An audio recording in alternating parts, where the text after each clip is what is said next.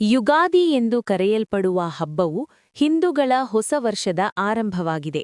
ಹಿಂದೂ ಚಾಂದ್ರಮಾನ ಕ್ಯಾಲೆಂಡರ್ನ ಚೈತ್ರ ಮಾಸದ ಮೊದಲ ದಿನವನ್ನು ಯುಗಾದಿ ಎಂದು ಆಚರಿಸಲಾಗುತ್ತದೆ.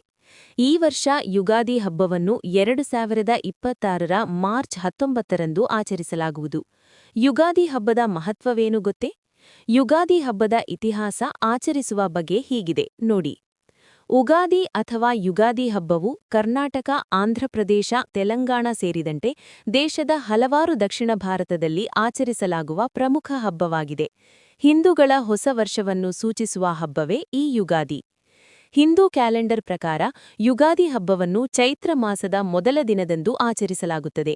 ಈ ದಿನವನ್ನು ಮರಾಠಿ ಮತ್ತು ಕೊಂಕಣಿ ಹಿಂದೂಗಳು ಗುಡಿ ಪಾಡ್ಲಾ ಎಂದು ಆಚರಿಸುತ್ತಾರೆ. ಇದನ್ನು ಬಹಳ ಸಂತೋಷ ಮತ್ತು ಉತ್ಸಾಹದಿಂದ ಆಚರಿಸಲಾಗುತ್ತದೆ. ಯುಗಾದಿ ಎನ್ನುವ ಪದವು ಎರಡು ಪದಗಳ ಸಂಯೋಗವಾಗಿದೆ. ಯುಗಾದಿ ಎನ್ನುವ ಪದದಲ್ಲಿ ಯುಗ ಎಂದರೆ ಅವಧಿ ಮತ್ತು ಆದಿ ಎಂದರೆ ಆರಂಭ ಅಥವಾ ಪ್ರಾರಂಭ. ಯುಗಾದಿ ಎಂದರೆ ಹೊಸ ಯುಗದ ಆರಂಭ ಎಂದರ್ಥ. ಯುಗಾದಿಯ ಬಗ್ಗೆ ತಿಳಿದುಕೊಳ್ಳಲು ನಮಗೆ ಸಾಕಷ್ಟು ವಿಚಾರಗಳಿವೆ.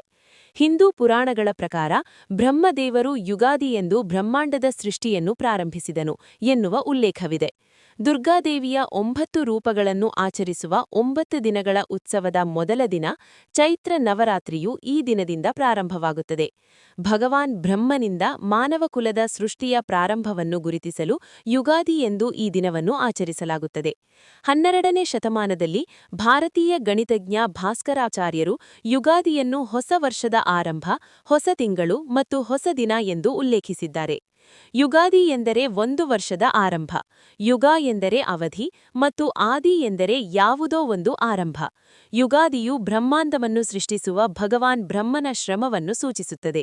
ಇದು ಚಳಿಗಾಲದ ಕಠೋರವಾದ ಚಳಿಯ ನಂತರ ವಸಂತಕಾಲದ ಆರಂಭ ಮತ್ತು ಸೌಮ್ಯವಾದ ಹವಾಮಾನವನ್ನು ಸೂಚಿಸುವ ಹಬ್ಬವಾಗಿದೆ. ಇದು ವಸಂತ ಋತುವನ್ನು ಸ್ವಾಗತಿಸಲು ಆಚರಿಸುವ ಹಬ್ಬವೂ ಹೌದು. ಹ್ಯಾಪಿ ಉಗಾದಿ!